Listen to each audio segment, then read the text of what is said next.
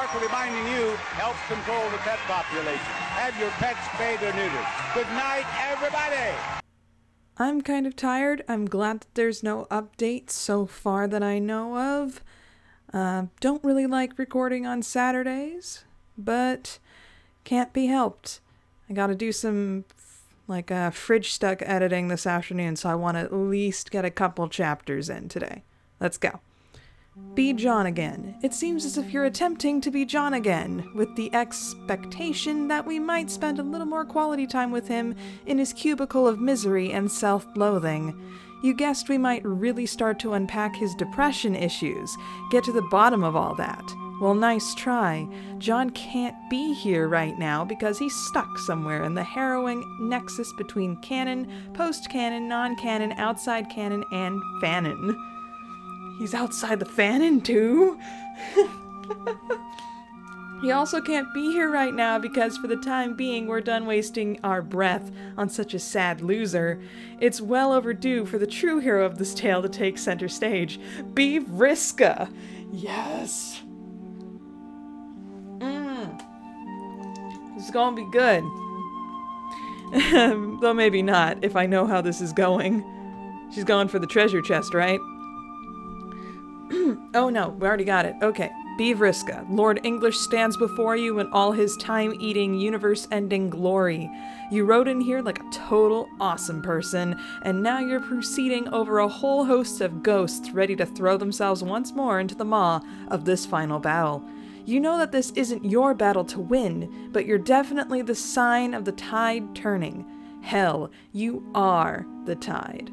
The whole thing would have been pretty dismal if you hadn't showed up with the treasure chest containing the ultimate weapon, not to mention your flawless defeat of an obstructionist hectoring orange man who, for reasons you cannot begin to comprehend, seems to be obsessed with you. He's not the only one. You will not understand how many fridge stuck recommendations, people being like, Vriska, Vriska, Vriska, and I'm like, oh gosh, I'm terrified. You have already executed what is probably the most important tactical maneuver ever performed by a hero in the history of heroism.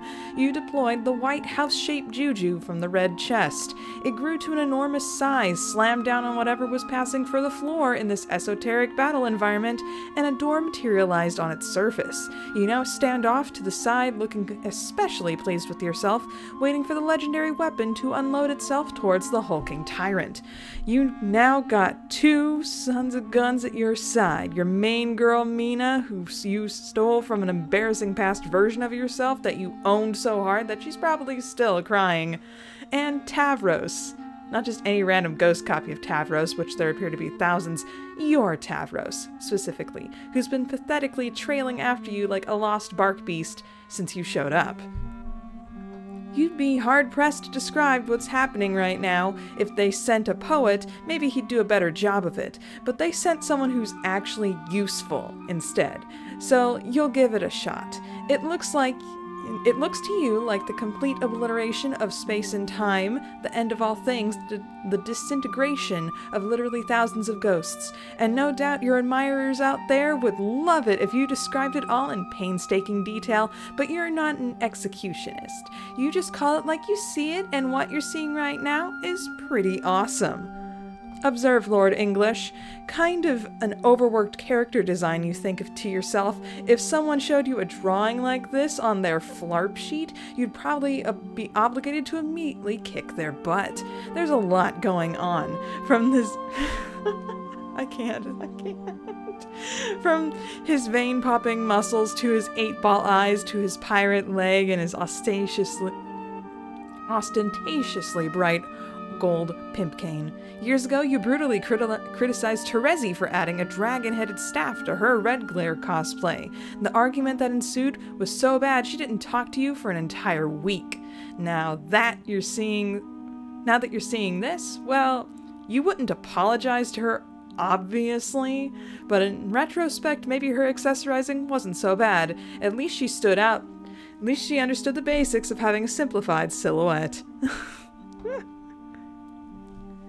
Oh gosh, Mina voice. Okay. I'm going back, Finn. You coming, Vriss? Of course, but give me a minute, I want to see. Mina gives you a grin and salutes and leaves it to you. This is what you always felt you were destined for somehow. Standing at the edge of the universe, seeing how it all goes down, Tavros is clinging to your arm like a little crybaby, while crying, you assume, and probably soiling his dumb little pair of shorts. But not you. You're fearless. Your eyes are so wide that it feels like you're eating all the light through them. That's what you are, after all, the thief of light. You crane the back of your neck and watch Lord English put a crack in reality. It's beautiful. You thought maybe he'd do something stupid, like punch the sky with his gross throbbing muscle arm, but all it takes for him to shatter the roof of existence is a single ear-splitting roar. Around him, the ghost army scatters. Tavros flinches and hides his face in your shoulder, and probably pees himself again for good measure. But you get smashed in the head? It's so fast and dark you didn't see it. The shard of space-time that split off from above and hurtled towards you. Your body rocks back, whiplash fast, and you nearly keel over. You're still standing, though, and laughing. That's what you were doing when Lord English put a split in the fabric of reality. You were laughing, not crying. It doesn't hurt at all. Vriska, are you okay? Shut up, I'm... You stagger back and put a hand to your head wound. Your eyes spin, all 8 of them. It's not a big deal, though. Just a scratch. It's fine. Fine. Fine! Your hand comes away coated in thick blue. Your hair is soaked with it all the way down one side. Why is broken space-time so sharp, like splintered obsidian? Feels like it barely grazed you, and yet everything around you begins to spin, and you're not sure if... You can't quite... A stream of blood begins to leak in under your glasses. Noise whirls around you. Lord English losing his crap, ghosts shouting, moving, the broken glass sound of the ceiling of space splitting into hundreds of shards of potentiality. There's a hum beneath it all, a deep dark reverb, a black hole sucking everything into the dark maw of infinity. You wipe your bloody hand on the leg of your jeans and sneer with rage. You won't go down so easily. Tavros tries to steady you, but you slap his hand away. F off! Okay, it looks really kinda extremely bad, though. You are so intolerable. I need to... Tavros, go find Mina. I knew Tavros. Tavros scurries off into the fray to find someone less worthless. You try to catch your bearings so you won't miss a single instant of the battle, but you're distracted by something in the corner of your glasses. Your Trollian alert is blinking. There's a message from Terezi. How long has that been there? Hours? Days? Years for us? You suddenly wonder if it's been years from her perspective, waiting for you to respond, given how much time moves differently out here. Were you too preoccupied with your incredible heroic exploits to notice? Focus, Circuit. There's no time for sentimental thoughts. You need to get a grip. Keep your head in the game. Keep both feet planted firmly. Whoops. Your feet slip. Without Tavros to keep you steady, you lose balance and begin drifting. You try to regain your footing, but you realize that you aren't in danger of falling over. That's not the problem. You can't seem to get your feet back on the floor. You feel light. You're floating. You flail your legs, scraping the tips of your shoes against the floor, but it's no use. You understand what's happening. It's the black hole. It's starting to lift you up. You glance wild-eyed towards the glowing juju. Its 4 chambers and peaked roof are pulsing with energy of raw imminence. This is it. Everything you've been waiting for, whatever it is about to happen. Where's Mina? You desperately tried to stabilize yourself, slow your ascent, anchor yourself back to the floor in some way. Anyway, but there's nothing to grab onto. There's blood in your eyes, and your depth perception is screwed. Your hand goes wide, and your fingers close around the empty space as you reach impotently towards the glowing symbol of everything you ever believed you were meant for. This can't be how it goes. As you continue to levitate, gaining speed in the direction of the insatiable cosmic body, you can see your blood trailing behind you in wet cerulean blobs. The juju grows brighter. You need to see what happens next. You need to see! That's what that meme meant. Oh gosh, I am never going to catch up in time to not be spoiled by this. You're so frantic, grasping for purchase in the empty air, that you aren't ready for it. Another black shard of space-time hurtling through the void. It collides with your chest, right at the place where your ribcage connects, and sends you spiraling ever faster towards the deep dark maw of infinity. A black hole is something not even a god-tier player can survive, you suspect, and even if one could, you highly doubt there would be any clawing your way out of its event horizon and back into relevance. Not this time. It's a fate worse than anything you can imagine, and as it truly sinks in what is happening to you, how this is ending for you, finally you lose all sense of composure. You flail, spin, and flip in helpless little circles like a bloody rag doll, and you begin to scream. John, emerge from the juju. First thing you hear is a tiny scream getting sucked into the oblivion. The voice is familiar, but not as familiar as the second thing you hear, which is a crack. It's not just a crack in your ears. This crack goes all the way down to your spine. You almost didn't react to it because it's so familiar. Around you, a cacophony rises up like steam. Oh crap, it's really popping off out here. Dave's voice reminds you that your teammates have emerged from the house along with you. You survey the group. Everyone is accounted for. 3 confused, frightened teenagers. You can't see anything but big bright smears all along the horizon. You fish the 2 halves of your broken glasses out of your pocket and hold them up to your face. The scene comes into focus. The eye of the storm, a black hole so massive it stretches as far as you can see. An army of ghosts swirling and screaming, whipping around you like leaves in the wind. At the center of it all is Lord English, just like your dream. You can feel it now. The moment reality yawns too wide and snaps in half. Okay, Dan. What's going on with Carcat? Click. There we go. Epilogue 3. Oh, we're with Jake. Okay. Jake yawns and knocks on the window to Jane's office again. For some reason, Jane has the shades pulled shut all the way around, so he's been hovering there for a way too long in his best tie and his best pair of short shorts. Please don't be awkward like the Jade scene, please. That was so awkward to read. There's a crowd gathered below, gaping at the rare in-person appearance of a globally famous butt. The sunset has turned the head offices of Crocker Corp into a shimmering glass monolith, a beacon, if you will, of the future, visible for miles in every direction. Jake probably likes to think about it that way, at least. Speaking of Jane, she pops her head out from between 2 strips of silk-lined Venetian blind to glower at Jake, who is hovering uselessly in the air. "Use the front door," she mouths at him, but he responds with a specialty, incomprehension. I'm sorry, what? The exasperated hand motion Jane tries next works better. Oh, the front door, of course. Jake flies down from the street so that he can take the front entrance. He whistles a quaint little ditty to himself while he waits for the elevator to go up to the top floor. This time he knocks on the office door, and Jane lets him in. Inside, the office is dark and hazy. The whole place is candlelit, and Jane is reclining on her desk, sprawled out like a lounge singer on a grand piano. Specifically a blue lounge singer on a blue piano, just like one of the heinous velvet paintings Jake bought in New Prospect a few years ago. Like all of his impulsive purchases, the tacky thing is gathering dust in a pile somewhere in one of his hundreds of spare rooms in his mansion, which now primarily functions as a very expensive warehouse for his atrocious hoarding habits. It's a good thing he doesn't have children in there. Anyway. An intimate knowledge of his hoarding habits, particularly the type of sultry cerulean content he is known to hoard, is exactly why Jane is wearing a blue dress with a very high hem. Jake's bow tie practically spins at the sight of it. He freezes on the spot, an animal on the predatorial highlights of this buxom blue businesswoman. Come have a glass of scotch with me, Jake. We have so much to discuss.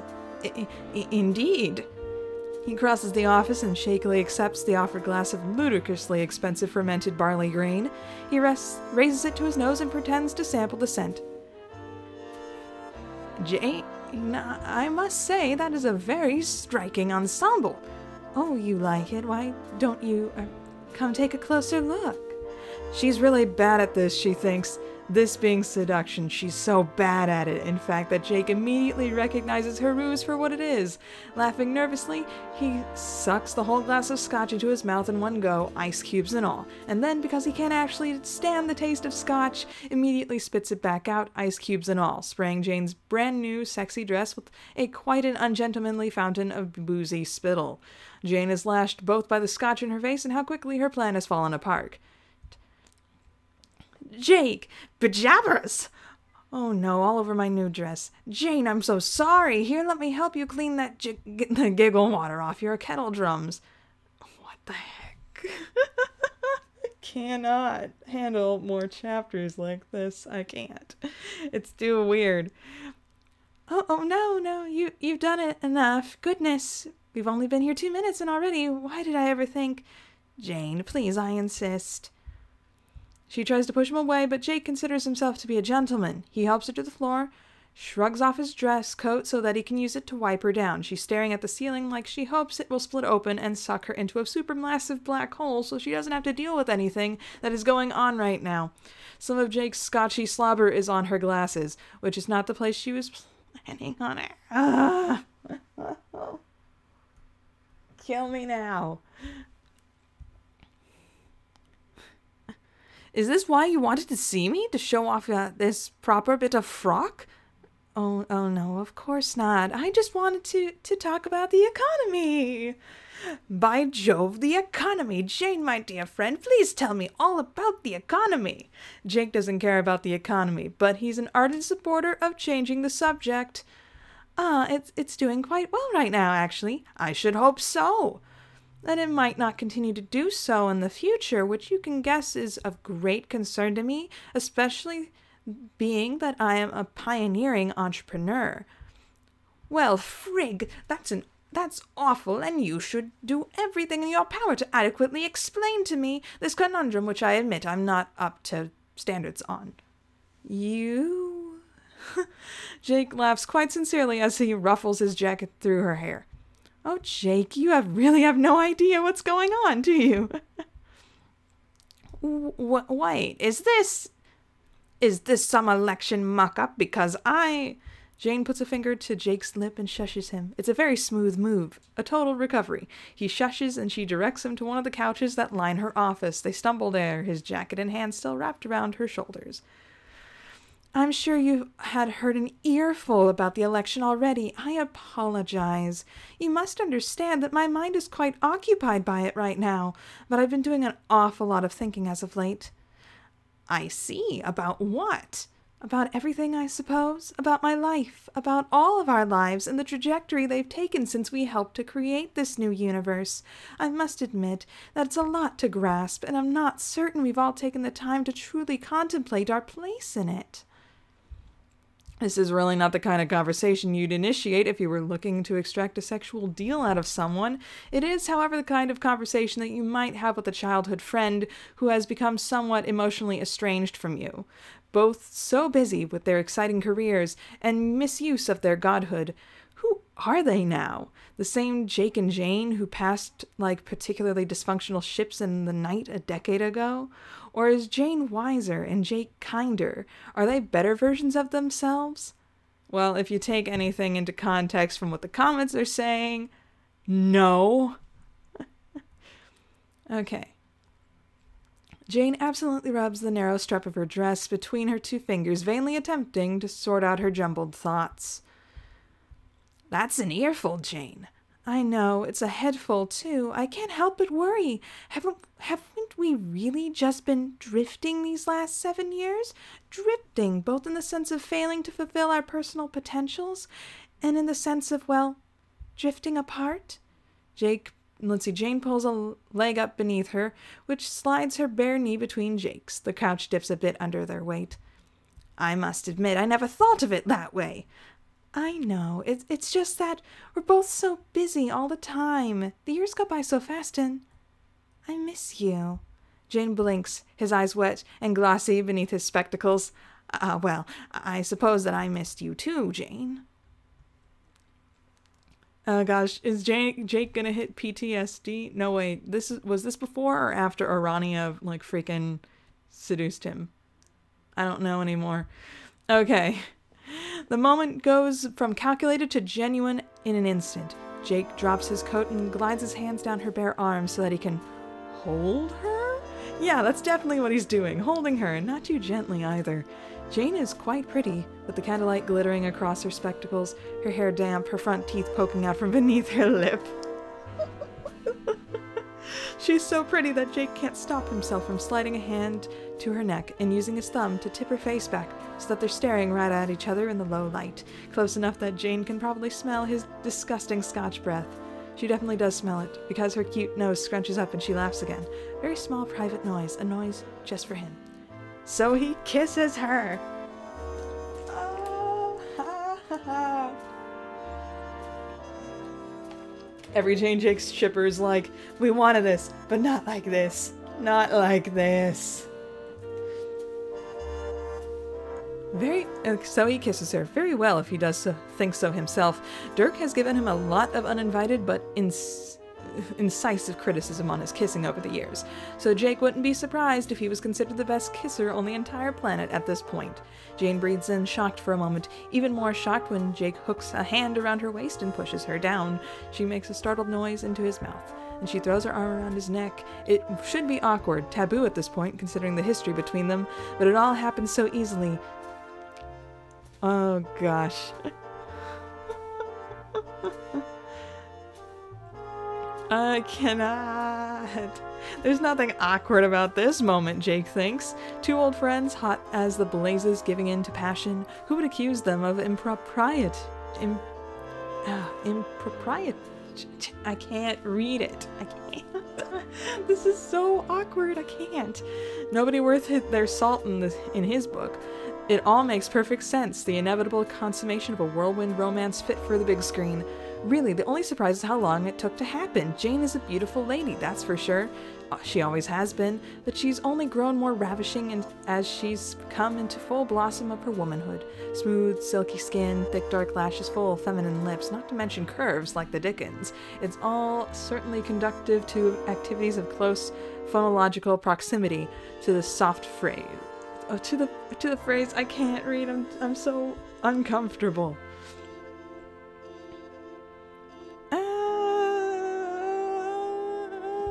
Can we just skip this? Please. I'm just skipping a lot of this. Okay, he's thinking about Dirk. Okay, is this some sort of Pavlovian response? He's making his heart race like this. He does his best to push the untimely thoughts away, but his fingers tremble as he sets Jane's glasses aside. Oh gosh. Dirk is the opposite of Jane at this point. He is anime levels of handsome. Ew. Jake, are you quite okay? I have to go right now. I'm sorry. Oh gosh. He's already hovering 2 feet off the ground before Jane can say another word. He doubles back to the end of the office and grabs the bottle of near untouched scotch before kicking open the latch to one of Jane's giant windows and letting himself out. He has lots of things to think about, apparently. What the ever-living hell? Jane stands alone in her office, confused, horny, kind of angry. She slowly slips the scarf of her dress back over her shoulder. She then closes the window, sits in her CEO chair, speed dials the number of her one-man kitchen cabinet. One-man kitchen cabinet? Oh, that's a terrible pun. Yo, what's up? Not Jake, apparently. Wow, going straight for the double entendre, huh? How much of that scotch did you have? I think a few drops made it into my mouth when Jake spewed his beverage directly onto my face. Things went that badly, huh?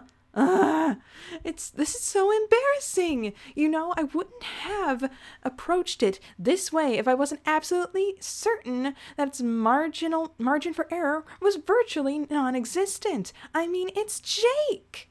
Were you nice to him? Well, I told you, you can't be nice to Jake.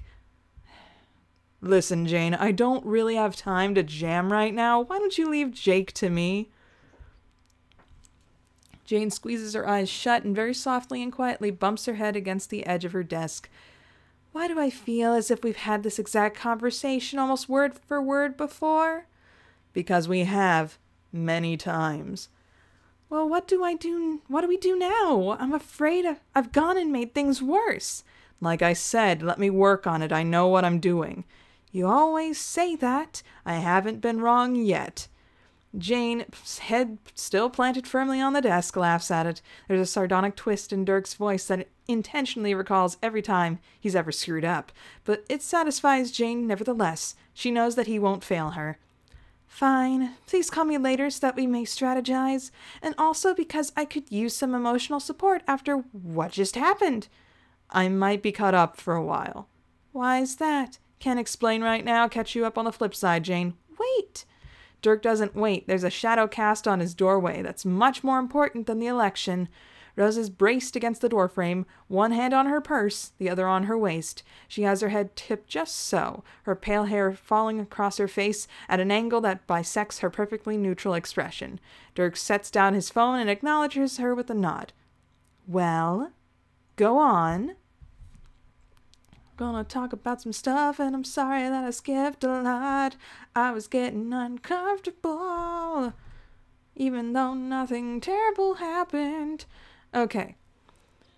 John, fight Lord English. All around you was pandemonium, a monochromatic cyclone of shrieks and clashing colors as Mina's ghost army claws at the borders of paradox space. Wait, that is her army, right?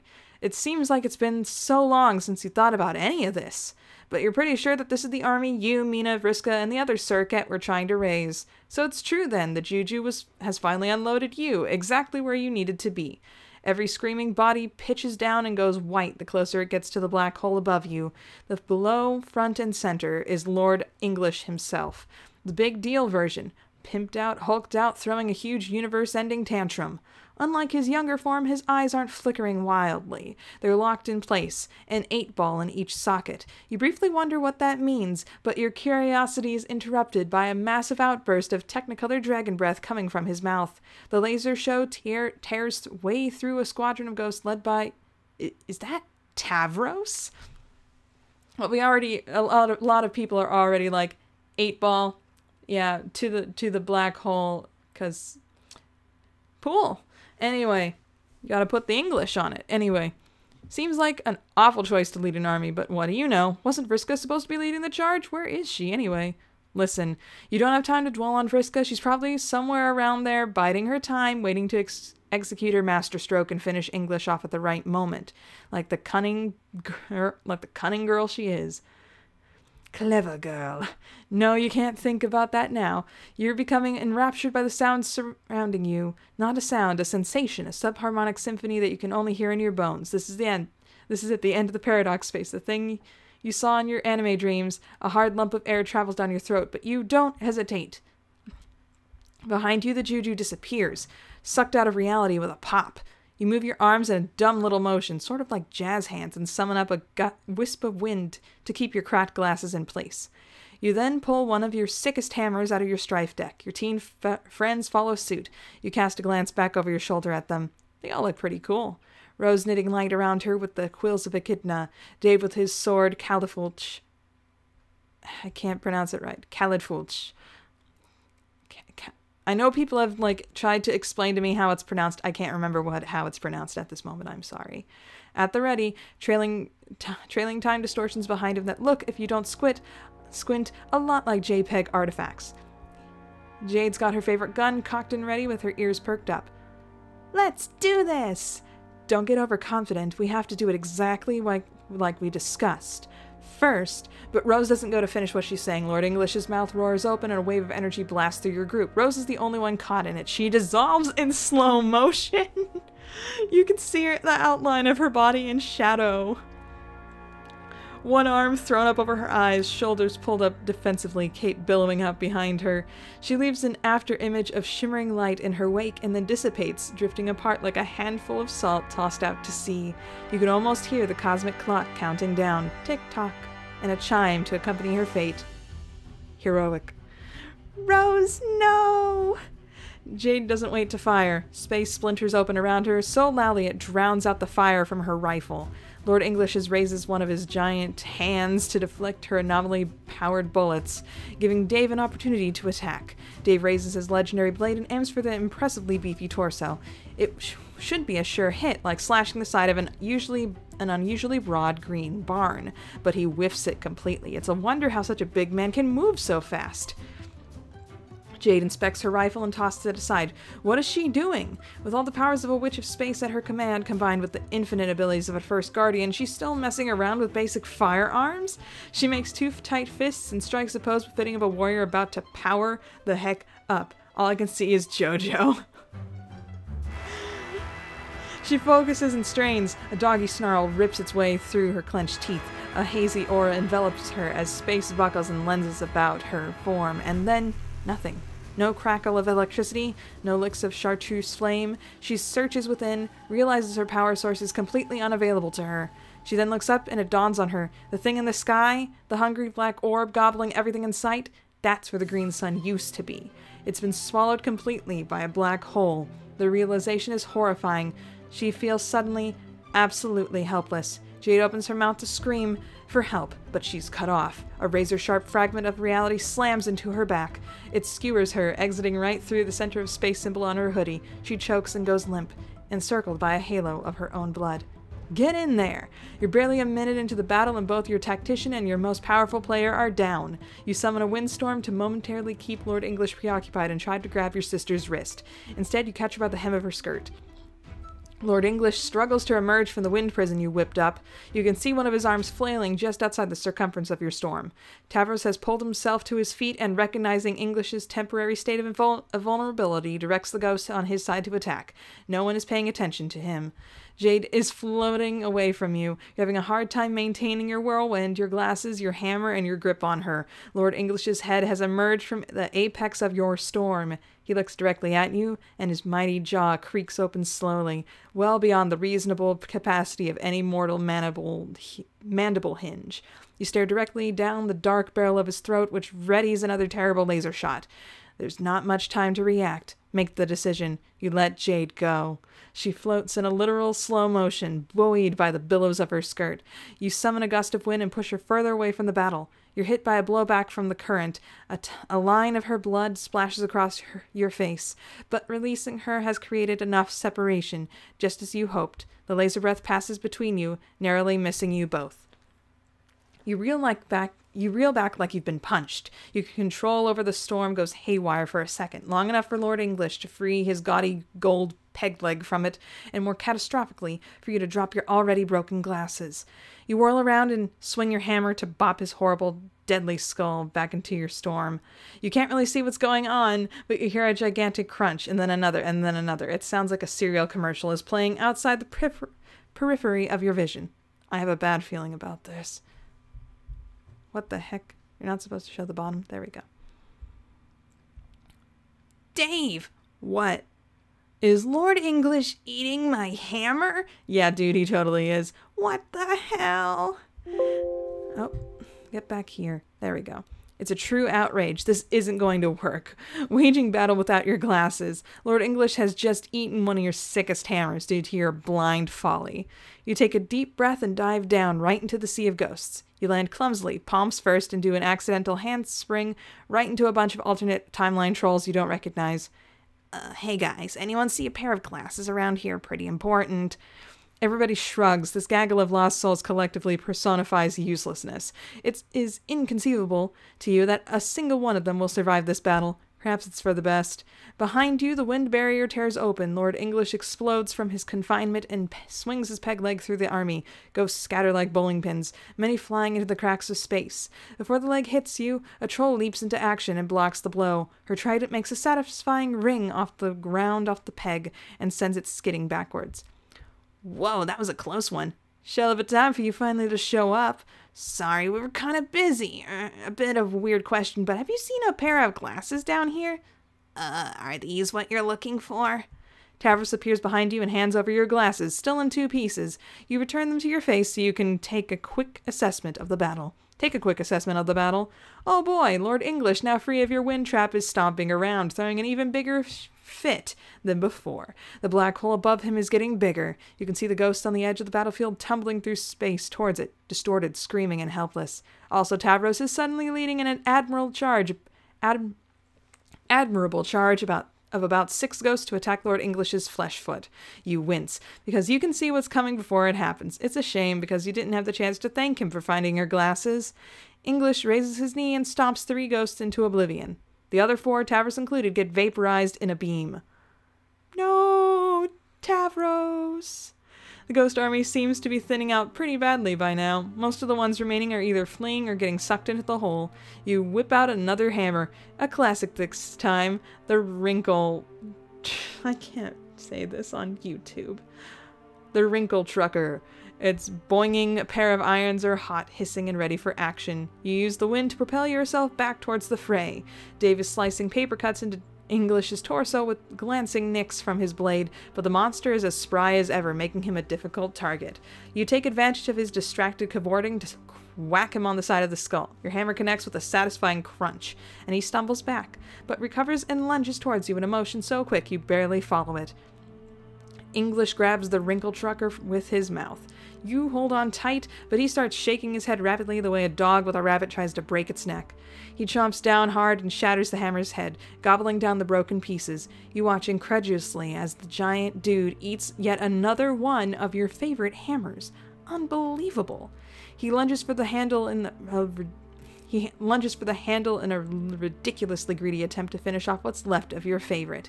You recoil, careening towards the black hole, but manage to stabilize yourself. You look at the handle of your tragically masticated wrinkle trucker, shrug, and toss it into the hole. Glancing back down towards your foe, you notice Mina still appears to be hanging on, clinging to his left suspender. Yo, hold on, going for the krill! Dave takes a step back to provide some space for whatever killer move she's got up her sleeve. She raises her trident and slams it into the back of Lord English's neck. English reacts as if he's been stung by a bee. He howls and rears up, throwing Mina off his back with a force that sends her hurtling out into space. You can't track her into the void with your eyes. She's flung so far and so fast. You can only assume the worst. Glancing down, you see English hasn't wasted any time after ridding himself of his irksome heiress. He has Dave pinned under his big green foot and is applying pressure. You gotta act fast. You flip out another hammer. You don't really care which one, and send it flying towards the monster's face. English quickly whips his head in the direction of the sailing hammer and swallows it whole. You rush after it, reaching for another hammer without thinking. The brief distraction, aside from providing English with another tasty hammer snack, seems to have brought Dave just enough wiggle room to slip out from under the foot, regain his composure, and draw his sword. John, I need a little... Dave ducks a wide blow from English's swinging fist. He backs up nervously, holding his sword out in front of him with 2 shaky hands. Everything. I need a little everything right now. Literally any stupid thing you can do. I'm on it. You pop open your strife deck and spam the hell out of your remaining hammers. A few excellent hammers that cost you a fortune to make, a bunch of terrible hammers you made as a joke, and everything in between. With another flick of your wrist, you spun them around so fast they form a perfectly impenetrable barrier of pure terrible hammer. I'm getting Kingdom Hearts vibes. Kingdom Hearts 3? Anybody? Keyblade Graveyard? Okay, no, just me. Moving on. Okay, the barrier's probably not the slightest bit impenetrable, but you've got to psych yourself up for this next attack somehow. In your hands is a weapon you haven't thought about in a long time, the Pop-O-Matic Really-Who. It hums with both tricksy energy and barely contained potential for mischief. You strike the baddest pose possible to strike while wielding such a clownish-looking implement and begin your advance. However, you're interrupted by a voice screaming out from behind you. It's half familiar, half cat. Wait! Oh gosh, I can't do Dave Pettis Sprite squared. You whip your head around just in time to see a bolt of orange and green energy racing by you like a bullet. It slams into Lord English and sends him stumbling. I'm back! You gonna go Undertale on us again? Dave stands there with his sword absolutely agog, his expression perfectly reflecting a blend of horror and total inability to process who or what he's looking at. Dude, I can't believe you don't recognize me. It's me, Dave Sprite, or also Nepeta. Now we're called Dave Pettis Sprite Squared. We are permanently merged forms and work out all of our stuff. Oh, well, that sounds a bit messed up, but okay. Dave Pettis spreads their wings, sending waves of warm light through the battlefield. The light feels comforting somehow when it hits you. Behind them, Lord English is struggling to his feet again, roaring as he rolls from one side to the other like a kicked-over turtle. His muscles are so huge, it's hard for him to maneuver. That would be hilarious, if only all of reality weren't tearing apart at the seams around you. The sky shivers and shakes, raining needles of breached matter that burst and shatter at all angles, opening new voids where they land. Above the bedlam, Dave Petta is finishing off an inspiring speech. You realize you tuned out most of it due to the surrounding chaos. I know it looks awful right now, but we can do it. In fact, we're literally the only ones who can do it. After all, it's our destiny. Well, that last bit was pretty good, you guess. At least you caught the end, which was presumably the most important and uplifting part. You and Dave exchange a look that silently says, all that needs to be said right now. Dave Petta is right. You three are the only ones left, and there's no room for failure. Final round. The last leg of the fight proceeds like a well-oiled machine, perhaps a well-oiled machine careening down a steep hill towards the edge of a cliff, but well-oiled nonetheless.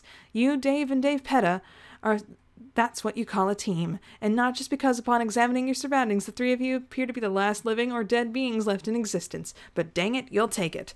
You turn your hammers into an efficient spiral, a carousel of butt kicking, and direct its fury right at Lord English's face. The butts of the hammers hit him over and over, like racking up points in a slot machine. Dave manages to carve a red line up to Lord English's side, drawing real blood this time. The slash snaps one of his suspenders in half, and must sever something else too, because the sword takes a grisly meaty squelch when it pulls out. Dave turns a half-second later, too late to avoid getting sprayed by the wound. English howls and swipes at Dave. Not wasting any time, you bury a hammer in his gaping mouth. Unsurprisingly, it gets swallowed, so you throw another one. Now you're just throwing to them in his mouth like you're feeding him Scooby snacks. It's a gluttonous display you won't soon forget. You realize you seem to be stuck in a cycle and in serious danger of running out of hammers. Dave, cat, sprite thing, help. Come in, bro. Dave Petta scrapes their cool Wolverine claws up Lord English's back and then kicks him in the back of the head. You time it perfectly and complete the combo with a well-placed Villyhoo undercut to his jaw. On the snap back, Lord English grabs the head of the hammer in his mouth. Oh no, not again, you big ugly oaf. I really like this hammer. Maybe it's a sentiment attached to the hammer, or maybe you're just fed up with this gross pig treating your fully inventory of hammers like an all-you-can-eat buffet, but the bull stops here, you think. Which is why you refuse to let the handle go when English wraps his tongue around it and unhinges his jaw with a sick, wet plop. You plant one foot under his nose and the other one on his mandible and tug back. He makes a guttural sound at the back of his throat and sucks the Villyhoo deeper in. Your heel slips on some drool, and your whole leg skids straight into his mouth. You twist off balance and fail to catch yourself. You only let go of the hammer when you feel the walls of his throat constrict around your ankles. The pressure sucks you up to the knees with one gulp. Villyhoo is in his stomach, and you're following it down quicker than you can even process. Is this the end? No, you think. This is an unfairly stupid way to die. John! Dave Petta flashes behind you and hooks their arms under your shoulders. They yank you out, clearing your hand from the monster's maw at last, but English unhinges his jaw and clamps down on your chest. Hard. Ooh. Dave Petta reacts quickly, shoving their claws between his molars. You can hear them growling as they slowly twist their arm to pry the massive jaw open. You're not dead yet, but Lord English definitely got a big sharp tooth in you. Your vision reels and goes blurry, then patchy, then dark, then don't die! You pass out, well, for you have no idea how long it was, but it was long enough for Dave Petta to get you out of Lord English's mouth. You see their face floating above you. There's a smudge of neon swimming in a sea of chaos. Row, we almost lost you. Almost got you bored to death. What? What? I'm afraid I have to say that you look total crap, my dude. You should stay here while the wind this guy down. Pearl meows me. You don't move. Pearl meows? Oh. I promise. Oh. Dave Petta holds up something to your face, your glasses. They tuck them into the front pocket of your hoodie and pat you on the head before darting through the air back towards the battle. You're woozy and don't have the energy to stop yourself from drifting. There's blood floating up around you, dilute and bubbling like the air, like cooking oil in water. It's yours. Man, I'm getting tired. Examine the wound. You lift your chin and see it. Lord English's gold tooth cracked off at the base and embedded in your chest. Must have been stuck between your two ribs. Between two of your ribs, you think, because it hurts like a son of a gun when you try to breathe. You keep your head up and watch the battle, but it's also indistinct and far away, playing out like a shadow theater on the wall. Dave finds his movement. He rams Califulch into Lord English's chest, all the way up to the hilt, penetrates his flesh like nothing else at this point. The wound around the blade sizzles slightly. The weapon, the unusual material it's made of, is poison to English. He cries out in a cracked, broken staccato. It's an ear-splitting wail that cleaves the last of the furthest ring apart. Reality falls away from the mooring of all surrounding white light, like a peeled eggshell. Dave's trying to get his sword free, but it's stuck. English's shriek morphs into a sinister, predatory rattle as his jaw creaks open. His mouth envelops Dave's head and snaps shut. He twists once, then twice again with a crack. A disaster of blood instantly coats his skull and upper torso. He swallows the disembodied head whole with a triumph gulp. The limp torso goes spiraling lazily in the direction of the black hole. We're not supposed to have Dave-capitation. It's supposed to be Dirk. Dave Petta is yelling something indistinct, or maybe they're just yowling at the top of their lungs. That's what you feel like doing right now, but you can't move. Your limbs feel like lead. You consult your strife deck, but you've got nothing left. No hammers, no nothing. It's up to Dave Petta, who appears to have plenty left, if not in the strife deck per se, in their heart. During the beast's grisly moment of gloating over the younger Strider's death, Dave Petta stands 20 paces behind him, crouches low to the ground, wriggles their behind, and pounces. They cling to English's back, wrap their legs around his midriff, draw back their arms, plunge their claws deep into the behemoth's armpits. Their gloved hands end up knuckle-deep in the upper serratus muscles on each side. Dave Petta then spreads out their wings in an awe-inspiring display. An unwitting spectator viewing Lord English from the back might suspect a garish orange-green wings belong to English himself. He's whole! Dave Petta then, with all their might, lifts Lord English into the air and flies to the black hole, trailing ribbons of blood and neon. English resists fiercely, but they're both already locked into the gravity well, beyond any threshold of escape. He cannot do anything about it, no matter how much he screams and cries. This victory, this final sacrifice, has always been the destiny of Dave Petta, as they have sensed from the moment they were created. And to die on this day, in this way, has always been the destiny of Lord English. The black hole, the gaping, implacable, cosmic embodiment of the dead cherub, his long-departed sister, finally welcomes Lord English home. English and Dave Petta are sucked in with a subatomic whimper. The reunion sends shockwaves across the pitiful remains of paradox space, and then everything is wholly, utterly, categorically silent. It's over. Lord English is dead. But it doesn't feel over somehow. You don't feel like you've won. You can barely feel anything, actually. All you can think about for now is Dave Petta, how they were so unfettered and brave, how they sacrificed themselves by flying right into the black hole. Like a piece of garbage, you can almost hear Dave saying, "May God rest his soul." You collapse against whatever is passing for the floor at this moment of the utterly null corporeal conditions surrounding you. It doesn't feel possible. You're not sure you can even trust your own perception well enough to believe it, but it seems to be over. You've convinced yourself of this truth well enough to allow yourself to exhale, enough to allow yourself to suddenly acknowledge the agony coursing through your body, emanating from the gold tooth lodged in your chest. Enough to allow your eyes to succumb to the overwhelming urge to sleep. Close your eyes. Sad to say, this is where we gotta stop for now. Oh gosh, that did not go over well. Oh no, what's gonna happen now? Okay. I'm gonna take a sip of water and take a break. I'll see you guys next time. Bye! Hey there. Consider becoming a patron, just like the phenomenal Gerald Thomas and Bleed Red.